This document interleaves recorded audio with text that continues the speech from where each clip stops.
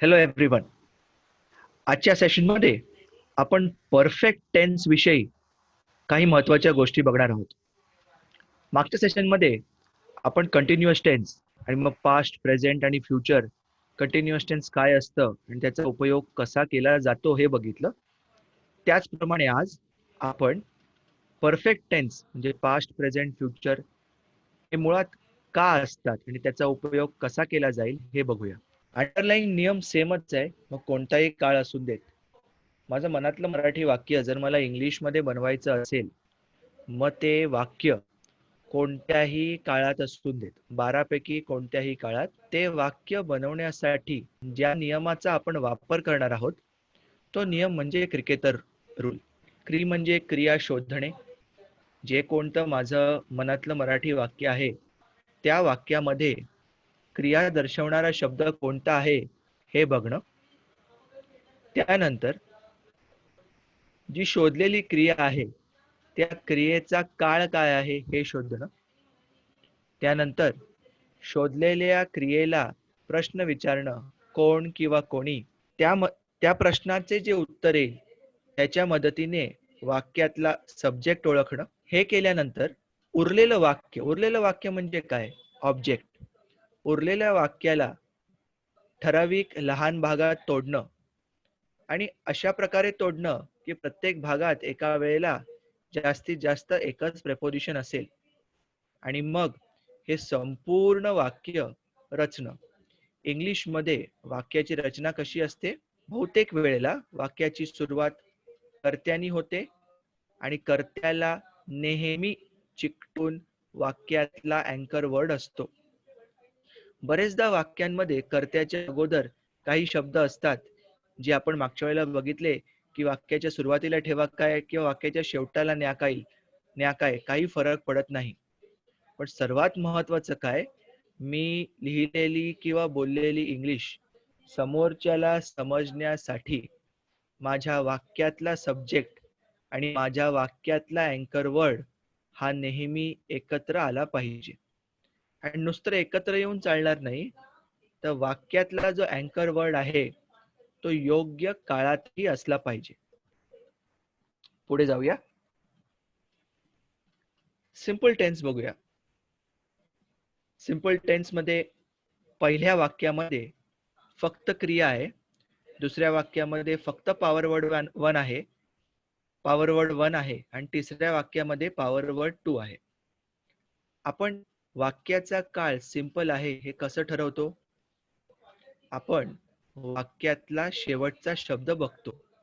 माझ्या मराठी वाक्यातला मी शेवटचा शब्द बघतो आणि विचारतो, हा जो शेवटचा शब्द आहे ना तो क्रिया दर्शवणारा शब्द आहे का, ऍक्शन वर्ड आहे का?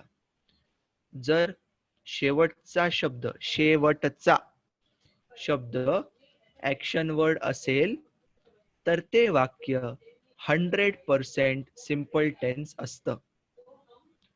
परंतु जर शेवटचा शब्द ऍक्शन वर्ड नसेल आणि तो आहे, होता आणि असेल ह्यांच्यापैकी किंवा ह्यांच्या कोणत्याही रूपांपैकी असेल, रूपांपैकी म्हणजे आहेच, आहेत, आहेस, आहात वगैरे, आणि त्याला चिकटून त्याच्या आधी आलेला शब्द जर क्रिया दर्शवणारा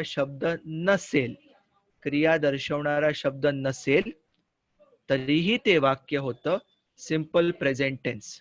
मग ते वर्णन करणार असेल तर मी पॉवर वर्ड 1 चा उपयोग करतो आणि मालकी हक्क दर्शवणारा वाक्य असेल तर मी पॉवर वर्ड 2 चा उपयोग करतो. या कॉन्सेप्टच्या बेसिसवर आपण स्क्रीनवरची काही उदाहरणं बघूया. पहिलं, फक्त क्रिया म्हणजे वाक्यातला शेवटचा शब्द हा क्रिया दर्शवणारा ऍक्शन वर्ड आहे आणि वाक्यातला शेवटचा शब्द हा क्रिया दर्शवणारा ऍक्शन वर्ड आहे. पाहतो सिंपल प्रेझेंट, पाहतोच पास्ट होतं पाहिले आणि त्याचं फ्युचर होणार पाहणार. म्हणजे जे काही माझं वाक्य आहे ना मराठीतलं त्याच्यातला शेवटचा शब्द हा पाहतो असेल तर सिंपल प्रेझेंट, पाहिले असेल तर सिंपल पास्ट आणि पाहणार असेल तर सिंपल फ्युचर. सेकंड, वर्णन म्हणजे माझ्या वाक्यातला शेवटचा शब्द आहे, होता किंवा असणार यांच्यापैकी एक शब्द आहे आणि त्याला चिकटून त्याच्या आधी आलेला शब्द हा क्रिया दर्शवणारा शब्द नाही. इथे जर तुम्ही बघितलं तर वाक्यातले शेवटचे दोन शब्द, शेवटचा शब्द आहे, होता आणि असेल आहे, त्याच्या अगोदर त्याला चिकटून आलेला जो शब्द आहे तो क्रिया दर्शवणारा नाहीये. इथे शब्द आहे यशस्वी, म्हणून हे वाक्य पण सिंपल टेन्स आहे. तो व्यक्ती कसा आहे किंवा ती व्यक्ती कशी आहे, ती यशस्वी आहे. इथे व्यक्तीचं वर्णन होत आहे, म्हणून सिंपल प्रेझेंट यशस्वी आहे, सिंपल पास्ट यशस्वी होता आणि सिंपल फ्युचर यशस्वी असेल. आणि तिसऱ्या वाक्यात आपण पाहतोय की शेवटचा शब्द आहे, होता आणि असेल यापैकी कोणता तरी एक आहे आणि त्याला चिकटून त्याच्या आधी आलेला शब्द क्रिया दर्शवणारा नाही. इथे शब्द आहे गाडी, म्हणूनच हे वाक्य सिंपल टेन्स. आता इकडे मी ज्याच्याविषयी बोलतोय त्याच्याकडे काय आहे, त्याच्या मालकी हक्काविषयी बोलतो आहे आणि म्हणून हे वाक्य झालं पॉवर वर्ड टू वालं सिंपल प्रेझेंट टेन्स. उदाहरणार्थ हे वाक्य झालं पॉवर वर्ड टू वालं सिंपल टेन्स. गाडी आहे सिंपल प्रेझेंट, गाडी होती सिंपल पास्ट आणि गाडी असेल सिंपल फ्युचर. त्याच्याकडे काय आहे, त्याच्याकडे काय होते आणि त्याच्याकडे काय असेल. तर हे झालं सिंपल टेन्स. मग आपण कंटिन्युअस टेन्स कडे वळलो. एकूण 12 काळांपैकी सिंपल टेन्स म्हणजे 3 काळ आणि कंटिन्युअस टेन्स म्हणजे 3 काळ. काय होतो कंटिन्युअस टेन्स? इकडे शेवटचा शब्द हा क्रिया दर्शवणारा शब्द नव्हता. शेवटचा शब्द हा आहे, होता आणि असेल यांच्यापैकी किंवा ह्यांच्या कोणत्या रूपांपैकीच असेल. आता त्या शब्दाला चिकटून त्याच्या आधी आलेला शब्द हा क्रिया दर्शवणारा शब्द होता आणि तो शब्द, नीट ऐकायचंय, आणि तो शब्द त या अक्षराने संपणारा होता. शेवटचं अक्षर आहे, होता किंवा असेल आणि त्याला चिकटून त्याच्या आधी आलेला जो शब्द आहे तो क्रिया दर्शवणारा शब्द आणि त ने संपणारा असा होता. उदाहरणार्थ पहिलं बघत आहे, बघत त असल्या कारणाने कंटिन्युअस आणि आहे प्रेझेंट असल्या कारणाने प्रेझेंट कंटिन्युअस. दुसरं बघत होता, त असल्याने कंटिन्युअस आणि होता असल्याने पास्ट कंटिन्युअस. आणि तिसरं बघत असेल, त असल्याने कंटिन्युअस आणि असेल असल्यामुळे फ्युचर कंटिन्युअस. त्याचप्रमाणे झोपत आहे, इज स्लीपिंग किंवा एम स्लीपिंग किंवा are sleeping. Is am are मी का वापरतो? कारण वर्तमान काळातले पॉवर वर्ड 1 आहेत, इज एम आणि आर. त्यांच्यापैकी कोणता वापरायचा हे मी कसं ठरवणार? वाक्यात मी ज्याच्या विषयी बोलतो आहे तो प्रोनाउन्स टेबल मधला कोण आहे ह्याच्या बेसिसवर मी ठरवतो की कोणता पॉवर वर्ड 1 वापरायचा. झोपत होता वॉज स्लीपिंग किंवा वर स्लीपिंग आणि झोपत असेल तर ते होणार विल बी स्लीपिंग. त्याचप्रमाणे लिहित आहे, इज रायटिंग, एम रायटिंग किंवा आर रायटिंग. लिहित होता वॉज रायटिंग किंवा वर रायटिंग आणि लिहित असेल असणार विल बी रायटिंग. तर हे होतं कंटिन्युअस टेन्स. कसं ओळखायचं? शेवटचा अक्षर आहे, होता किंवा असेल त्याला चिकटून त्याच्या अगोदर आलेला जो शब्द आहे तो क्रिया दर्शवणारा आणि त ने संपणारा आहे. तर हे होतं कंटिन्युअस टेन्स. पुढे जाण्या अगोदर आपण कंटिन्युअस टेन्सचा उपयोग कधी करतो हे आपण बघूया. कंटिन्युअस म्हणजे चालू, बरोबर? कंटिन्युअस टेन्स म्हणजे चालू क्रिया. प्रेझेंट कंटिन्युअस म्हणजे काय? ती आता ह्या क्षणाला जेव्हा मी बोलतो आहे तेव्हाच चालणारी ती क्रिया आहे. म्हणजे ज्या वेळेला मी बोलतो आहे त्या वेळेला बरोबर चालू राहणारी क्रिया किंवा चालू असलेली क्रिया म्हणजे present continuous tense. Past continuous tense म्हणजे काय? मी आज तुमच्या समोर आहे. समजा आजची तारीख आहे 17 जुलै 2020. तर आज 17 जुलै 2020 आहे. परंतु मी तुमच्याशी भूतकाळातल्या एका प्रसंगाविषयी बोलतोय. उदाहरणार्थ 1 ऑगस्ट 2019. आता मी तुमच्याशी 1 ऑगस्ट 2019 या वेळेविषयी बोलतोय. त्या वेळेला त्या दिवशी जी क्रिया चालू होती ती असणार पास्ट कंटिन्युअस. म्हणजे मी तुमच्याबरोबर आज इथे आहे आजच्या तारखेला, पण मी तुमच्याशी जे बोलतो आहे ते भूतकाळातल्या वेळेतलं आहे. आणि भूतकाळातल्या ज्या वेळेविषयी मी बोलतो आहे त्या वेळेला चालू असलेली क्रिया म्हणजे पास्ट कंटिन्युअस टेन्स. आणि फ्युचर कंटिन्युअस म्हणजे काय? फ्युचर कंटिन्युअस म्हणजे मी तुमच्या समोर आजच आहे, परंतु मी तुमच्याशी ज्या वेळेविषयी बोलतोय ती वेळ भविष्यातली एक वेळ आहे, भविष्य काळातली एक वेळ आहे. भविष्य काळातल्या ज्या वेळेविषयी मी बोलतो आहे त्या वेळेला चालू असलेली क्रिया म्हणजे फ्युचर कंटिन्युअस टेन्स. तर हे होतं कंटिन्युअस टेन्स. मग आपण त्याचं टेबल बघितलं कसं वापरायचं. कंटिन्युअस टेन्स म्हणजे ING ने संपणारा ऍक्शन वर्ड आणि त्याला लागून त्याच्या अगोदर आलेला अँकर वर्ड म्हणजे पॉवर वर्ड 1. पॉवर वर्ड 1 ठरवणार की पास्ट आहे, प्रेझेंट आहे की फ्युचर आहे. आणि ING ने संपणारा ऍक्शन वर्ड ठरवतो की हे कंटिन्युअस आहे. कोणता पॉवर वर्ड 1 वापरायचा हे वाक्यातल्या कर्त्यावर अवलंबून. वाक्यातला कर्ता जर ही शी इट हा असेल तर एस ने संपणारा, आणि वाक्यातला कर्ता ही शी इट नसेल तर एस ने न संपणारा. तुमच्या समोर काही उदाहरण दिली आहेत. तो बघत आहे, ही इज वॉचिंग. बघत त ने संपतो आहे म्हणून तो कंटिन्युअस. त्याच्या पुढे आहे असल्या कारणाने प्रेझेंट कंटिन्युअस. कोण बघत आहे? तो म्हणजे ही वर्तमान काळात इज म्हणून ही इज वॉचिंग. नेक्स्ट, तो झोपत होता, ही वॉज वॉचिंग. आणि तो लिहित असेल, ही विल बी रायटिंग. आता वळूया आजच्या सेशनच्या मूळ कॉन्सेप्टकडे. आजच्या सेशनचा जो आपला कॉन्सेप्ट आहे तो आहे परफेक्ट टेन्स. काही लोक याला पूर्ण क्रिया असं सुद्धा म्हणतात. तर दोन गोष्टी आपल्याला बघायच्या आहेत. एक, परफेक्ट टेन्सचा वापर कधी करावा, आणि दुसरा, तो कसा करावा. पण त्याही अगोदर आपण एक गोष्ट बघूया की माझ्या मनातलं मराठी वाक्य जे मला इंग्लिशमध्ये लिहायचं आहे किंवा बोलायचं आहे त्याचा काळ परफेक्ट आहे का हे कसं ओळखायचं. तर पहिला स्टेप, वाक्यातला शेवटचा शब्द बघायचा. तो जर क्रिया दर्शवणारा शब्द असेल तर आपल्याला माहिती आहे हे वाक्य फक्त आणि फक्त सिंपल टेन्सच होऊ शकतं. जर वाक्यातला शेवटचा शब्द हा क्रिया दर्शवणारा नसेल मग तो कोणता असणार?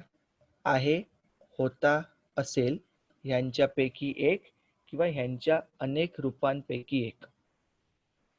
मग आपण या आहे, होता आणि असेल ह्याच्या अगोदर त्याला चिकटून आलेल्या शब्दाकडे बघायचं. तो शब्द जर क्रिया दर्शवणारा नसेल तर हे वाक्य सिंपल टेन्स झालं. पण तो शब्द जर क्रिया दर्शवणारा असेल तर आपण बघायचं त्या क्रिया दर्शवणाऱ्या शब्दाचा शेवटचं अक्षर काय आहे. जर क्रिया दर्शवणारा सेकंड लास्ट वर्ड त ने संपत असेल तर हे झालं कंटिन्युअस टेन्स. आणि जर तो ल ने संपत असेल तर ते झालं परफेक्ट टेन्स. तर सर्वात महत्वाचं, माझ्या मनातलं मराठी वाक्य जे आहे त्याचा काळ कसा ओळखावा हे. आणि आपण बघितलं माझ्या मनातला मराठी वाक्याचा काळ परफेक्ट टेन्स तेव्हा असेल जेव्हा माझ्या वाक्यातला शेवटचा शब्द हा आहे, होता, असेल ह्याच्यापैकी कोणता तरी एक असून त्याला चिकटून त्याच्या आधी आलेला शब्द हा ऍक्शन वर्ड आणि ल ने संपणारा ऍक्शन वर्ड असेल. स्क्रीनवर लिहिलेले काही शब्द बघूया. हे जे शब्द आहेत ना, असं गृहीत धरा की तुमच्या मनातल्या मराठी वाक्यातले हे शेवटचे 2 शब्द आहेत. शेवटचा शब्द आहे, होता, असेल आणि सेकंड लास्ट शब्द हा क्रिया दर्शवणारा आणि ल ने संपणारा.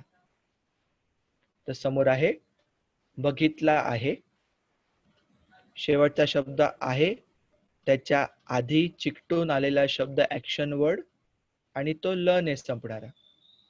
आहे हा ठरवतो की हे प्रेझेंट आहे आणि सेकंडला शब्द जो ल ने संपणारा ऍक्शन वर्ड आहे तो ठरवतो की हा परफेक्ट टेन्स. म्हणून बघितला आहे हा झाला प्रेझेंट परफेक्ट, बघितला होता हा झाला पास्ट परफेक्ट आणि बघितला असेल हा झाला फ्युचर परफेक्ट. त्याचप्रमाणे झोपली आहे ही झाली प्रेझेंट परफेक्ट. का प्रेझेंट परफेक्ट?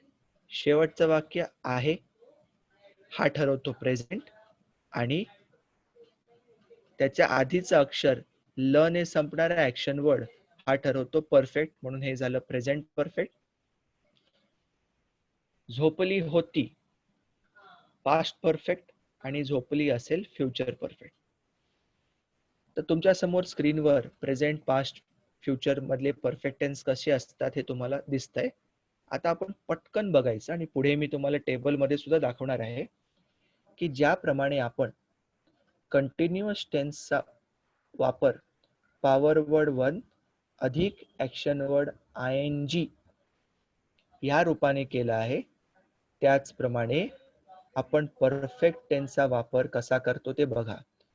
परफेक्ट टेन्स मध्ये पॉवर वर्ड 1 येत नाही, पॉवर वर्ड 2 येतं आणि त्याच्या नंतर येणारा जो ऍक्शन वर्ड आहे तो त्याच्या पार्टिसिपल फॉर्म मधला असतो. पार्टिसिपल फॉर्म म्हणजे काय? असं धरा की 3 रूप असतात आणि आम्ही तुम्हाला या पार्टिसिपल फॉर्मची लिस्ट देऊ. उदाहरणार्थ ईट, एट, इटन.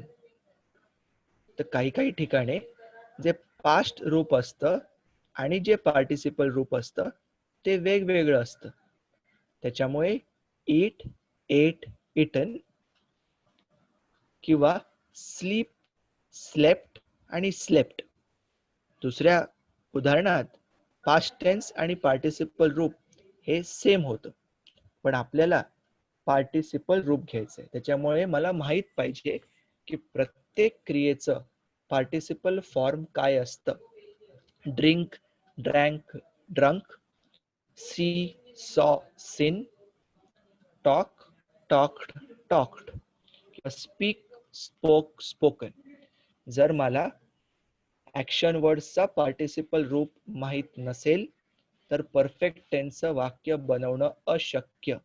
लक्षात ठेवायचंय, परफेक्ट टेन्स मध्ये पॉवर वर्ड 2 नंतर जो शब्द येतो तो पार्टिसिपल फॉर्मचा असतो, पास्ट फॉर्मचा नसतो. मग तुमच्या समोर स्क्रीनवर जी शब्द आहेत त्याचं इंग्लिश काय होणार ते आपण बघूया.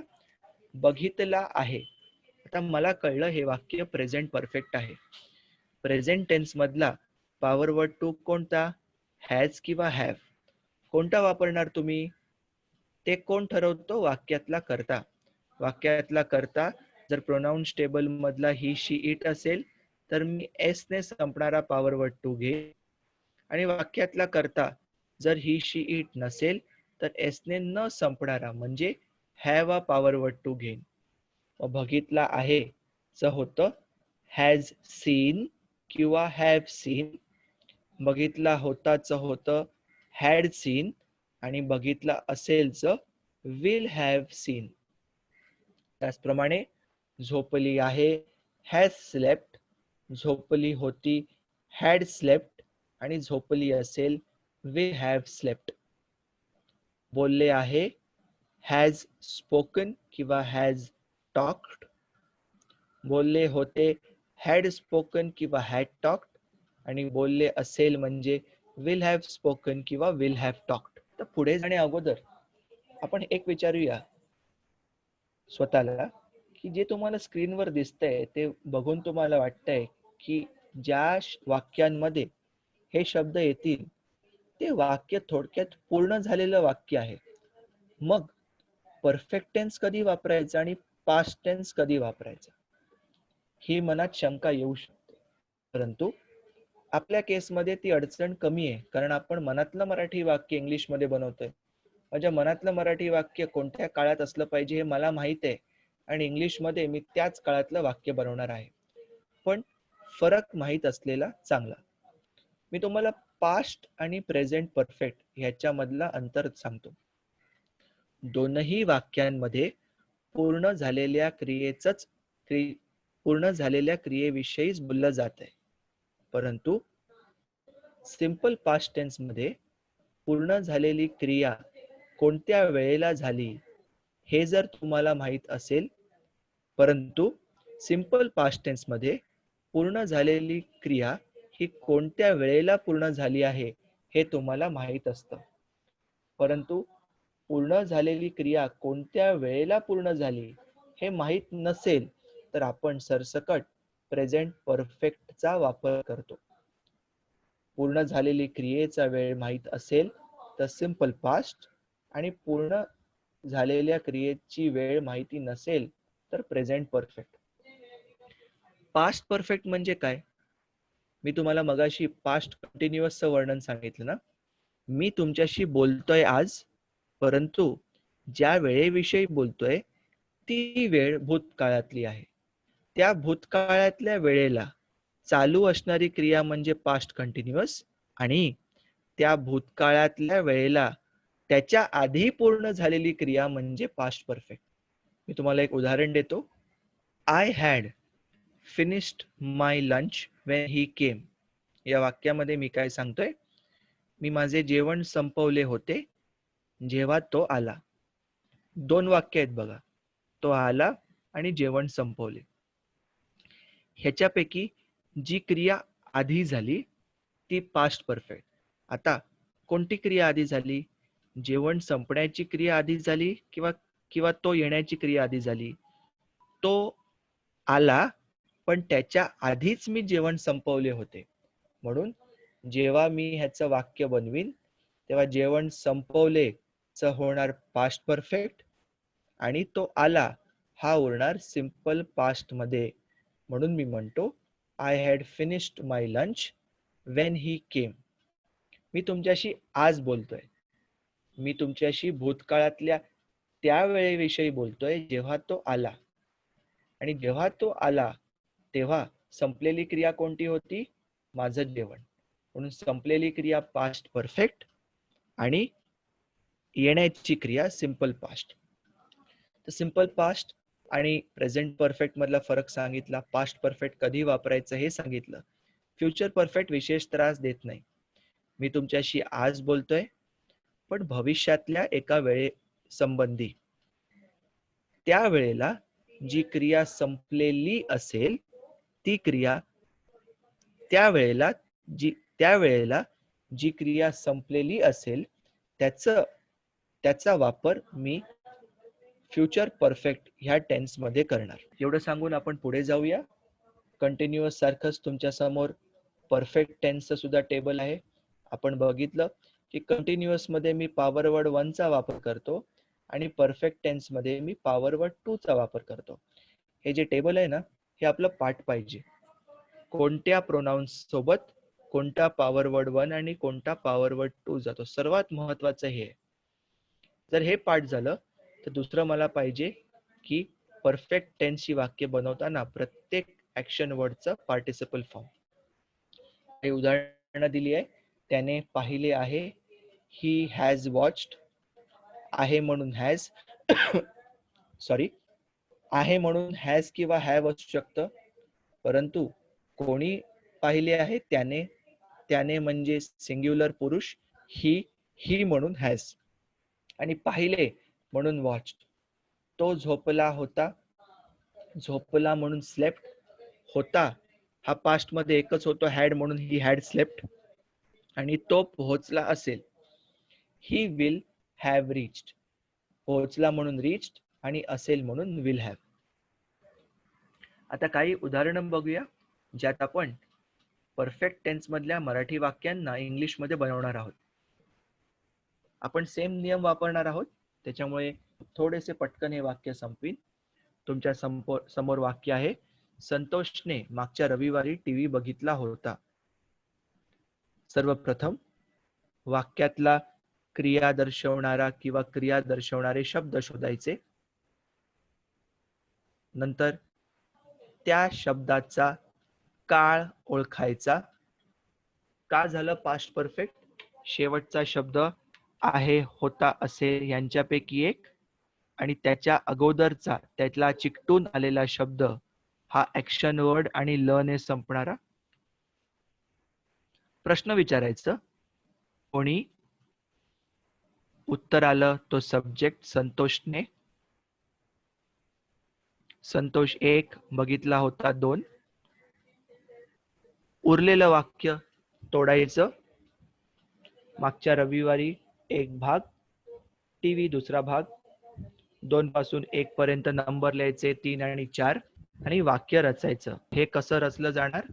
1 2 3 4. आता आपण 1 म्हणजे संतोष, तर बघितला होता ह्याचं इंग्लिश मध्ये काय होणार ते बघूया. बघितला होता या टेबल प्रमाणे बघितला होता becomes had watched. तिसरं टीव्ही आणि चौथं last Sunday. Santosh had watched TV last Sunday. पुढलं वाक्य, सुनीता आणि लक्ष्मीने आतापर्यंत पाणीपुरी खाल्ली असेल. क्रिया शोधणे, खाल्ले असेल. पहिलं क्रिया शोधायचे, खाल्ली असेल. दुसरं क्रियेचा काळ ओळखायचा. पूर्ण झालेली क्रिया भविष्य काळातली फ्युचर परफेक्ट. कोणी खाल्ली असेल?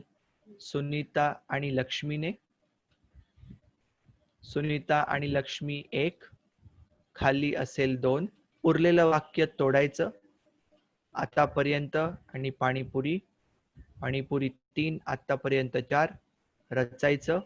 रचल्यानंतर नंबर 1 सुनीता आणि लक्ष्मी, खाल्ली असेल, खाल्ली इटन आणि असेल विल हॅव. पाणीपुरीला इंग्लिश मध्ये सुद्धा पाणीपुरी. आतापर्यंत बाय नाव किंवा टिल नाव, जे तुम्हाला योग्य वाटेल ते, बाय नाव किंवा टिल नाव. तिसरं, लॉकडाऊन संपल्यामुळे लोक बाहेर गेले आहेत. क्रिया शोधणे, गेले आहेत. वर्तमान काळातली पूर्ण झालेली क्रिया काळ ओळखायचा आहे आणि तो आहे प्रेझेंट परफेक्ट. कोण गेले आहेत? लोक. लोक नंबर 1, गेले आहेत नंबर 2. तोडायचं. उरलेलं वाक्य तोडण्याची गरज नाही, एकच शब्द आहे. नंबर 3 आणि सब्जेक्टच्या आधी जे शब्द आले आहेत ना, त्यांना मी सरसकट एकत्र घेऊन ठेवलेलं आहे. आता जेव्हा मी इंग्लिश वाक्य बनवीन तेव्हा मी ह्या शब्दांना वाक्याच्या पुढे ठेवू किंवा मागे ठेवू, फरक पडत नाही. आणि रचायचं आहे. सोपं आहे. 1 2 3. लोक म्हणजे पीपल, गेले आहेत हॅव गॉन आणि बाहेर म्हणजे आउट. आता लॉकडाऊन संपल्यामुळे बिकॉज द लॉकडाऊन एंडेड. आता हेच मी वाक्याच्या सुरुवातीला पण ठेवू शकतो. Because the lockdown ended people have gone out. Next, Akshata उद्या 10 वाजेपर्यंत शिर्डीला पोहोचली असेल. क्रिया शोधायची. पोहोचली असेल. क्रियेचा काळ ओळखायचा. भविष्य काळातली पूर्ण होणारी क्रिया फ्युचर परफेक्ट. कोण पोहोचली असेल? अक्षता. अक्षता 1, पोहोचली असेल 2. उरलेल्या भागाला तोडायचं. आकडे द्यायचे 2 पासून 1 पर्यंत, 3 4 5 6 ज्याप्रमाणे होईल तसं आणि रचायचं. वाक्यरचना 1 2 3 4. अक्षता will have reached Shirdi by tomorrow 10 a.m. किंवा by 10 a.m. tomorrow. Akshata will have reached Shirdi by 10 a.m. tomorrow. तर हे होतं परफेक्ट टेन्स विषयीचे कॉन्सेप्ट. फक्त 4 वाक्यांच्या मदतीने परफेक्ट टेन्स समजवलाय, परंतु फक्त 4च वाक्य तुमच्यापर्यंत पोहोचणार नाही आहेत. क्विजच्या माध्यमातून प्रॅक्टिससाठी खूप जास्ती वाक्य तुमच्यापर्यंत पोहोचवण्याचा मानस आहे. अपेक्षा करतो की परफेक्ट टेन्स हा कॉन्सेप्ट तुम्हाला नीट समजला असेल. Thank you very much.